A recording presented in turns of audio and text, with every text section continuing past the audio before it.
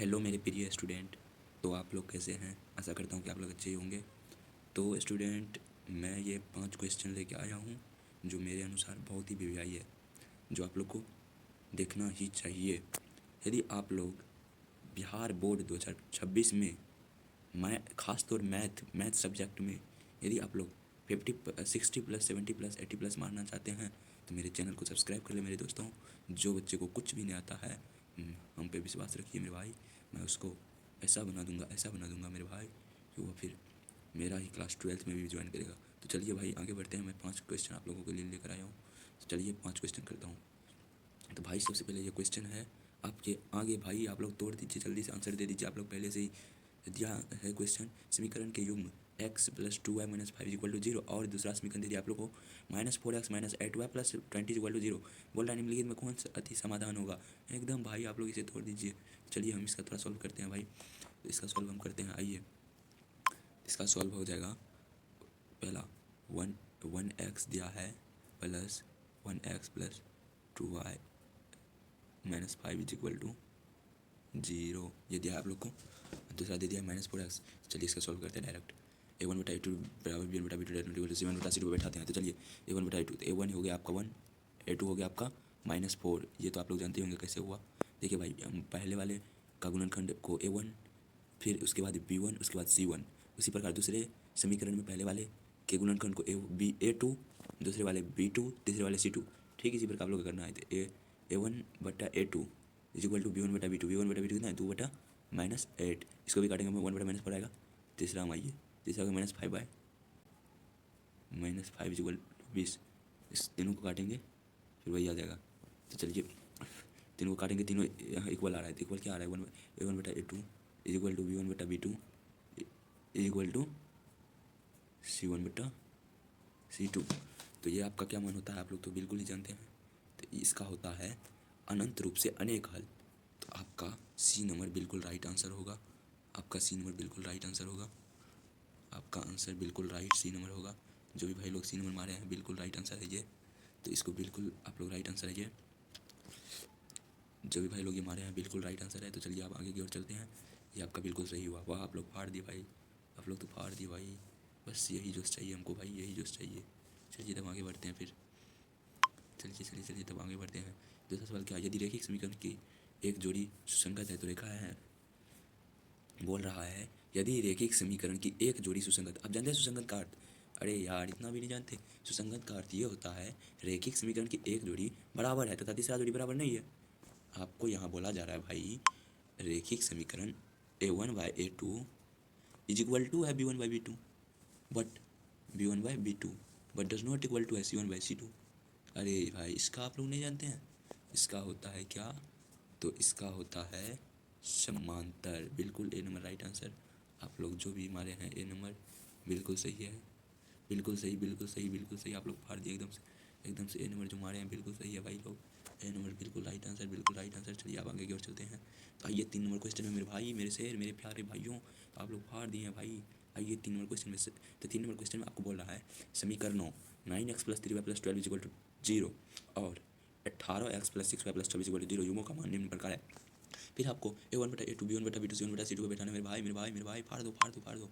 आज आपको मौका मिल गया फाड़ने का, फाड़ दो मेरे भाई। तो चलिए इसका सॉल्व करते हैं भाई। तो a1/a2 9/18 इज इक्वल टू कीजिए 3/6 इज इक्वल टू कीजिए 12/26। तो आप ये देखिए, इसको काटेंगे, इसको काटेंगे, यह आ जाएगा 6, यह आ जाएगा 13, 6/13, यह आ जाएगा आपका 1/2, 1/2, ये भी आ जाएगा आपका 1/2। तो आपका आंसर, फाइनली आंसर आपका क्या आ गया? देखिए आपका फाइनली आंसर क्या आ गया। अभी हम लिख देते हैं आपका फाइनली आंसर। आपका फाइनली आंसर आया 1/2, 1/2 does not is equal to 6/13। ये आया। यानी कि a1/a2 बराबर b1/b2 does not equal to है c1/c2। बस आपका आंसर ये आया। तो भाई लोग क्या आप ये नहीं जानते हैं? क्या आप ये नहीं जानते हैं? बिल्कुल आप लोग जानते हैं भाई, बिल्कुल जानते हैं। तो अरे भाई जानते हैं तो मारिए ना। अद्वितीय समाधान नहीं होगा, बिल्कुल दो समाधान कभी नहीं होगा, अनंत रूप से अनेक समाधान कभी नहीं होगा तो होगा क्या? तो होगा मेरे भाई, और ये रहा आपका घ नंबर आंसर मेरे भाई, मेरे शहर, मेरे प्यारों। तो आप अपना घ नंबर मारिए मेरे भाई। आपका घ नंबर बिल्कुल राइट आंसर मेरे भाई। आप लोग फाड़ देते हैं, कहाँ थे आप लोग मेरे भाई? ये रहा आपका घ नंबर आंसर। तो चलिए अब नेक्स्ट क्वेश्चन की ओर चलते हैं। आप लोगों ने 3 क्वेश्चन को फाड़ दिए एकदम से मेरे भाई। तो चलिए 3 नंबर क्वेश्चन चलते हैं। यदि आपको ये वीडियो अच्छा लगता हो मेरे भाई, तो प्लीज़ मेरे चैनल को सब्सक्राइब कर ले, ताकि आगे की पढ़ाई के लिए आपका मैं मदद कर सकूँ। ओके, तो चलिए अब आगे चलते हैं। आइए 4 नंबर क्वेश्चन में बोल रहा है, यदि रेखाएँ 3x + 2y - 2 = 0 और 2x + 5y + 1 = 0 समांतर है, तो के का मान। अरे मेरे भाई, आप लोग तो फाड़ देंगे इस सवाल को। तो चलिए मैं इस सवाल को थोड़ा सॉल्व कर देता हूँ मेरे भाई। आप लोग जानते हैं यहाँ पे समांतर होने के लिए शर्त बोल रहा है। तो आप लोग जानते हैं समांतर होने के लिए शर्त था आप लोग जानते हैं समांतर होने के लिए शर्त होता है A1/A2 does not equal to B1/B2। क्या यही होता है? यही होता है मेरे शेरों, यही ना होता है?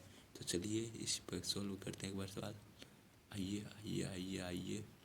तो A1/A2 does not equal to B1/B2। तो क्या आप समांतर समांतर समांतर प्रतिच्छेदी, सॉरी ये प्रतिच्छेदी होगा।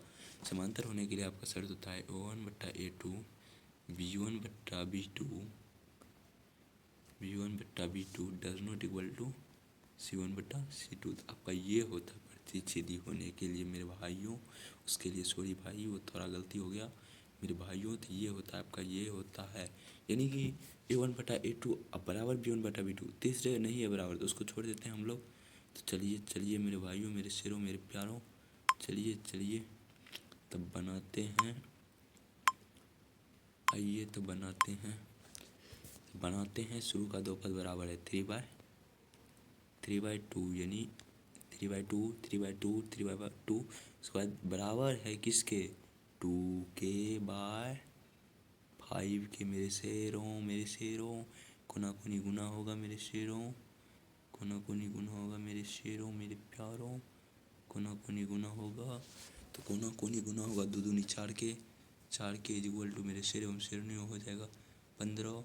जब के को रखेंगे इधर तो उधर हो जाएगा 15/4 15/4। तो बिल्कुल बी नंबर राइट आंसर मेरे भाइयों, मेरे शेरों, मेरे प्यारे भाइयों। बिल्कुल बी नंबर आंसर सही है मेरे भाई, मेरे प्यारे मेरे भाई। बिल्कुल ये बी नंबर आंसर सही है मेरे भाइयों। आप लोग टंटना दिए एकदम से, बिल्कुल राइट आंसर बी नंबर। तो चलिए नेक्स्ट क्वेश्चन की ओर चलते हैं मेरे भाई। चलिए चलिए चलिए चलिए। और नेक्स्ट क्वेश्चन आपका लास्ट क्वेश्चन ये रहा। तो आइए लास्ट क्वेश्चन में हम लोग थोड़ा करते हैं सॉल्व लास्ट क्वेश्चन को। यदि आश्रित रेखिक समीकरणों की एक जोड़ी का एक समीकरण इतना है तो दूसरा समीकरण होगा। क्या आप लोग आश्रित जानते हैं? आश्रित वो होता है जिसमें एक पद दूसरे पद पर आश्रित रहता है, यानी कि प्रत्येक बराबर रहना चाहिए।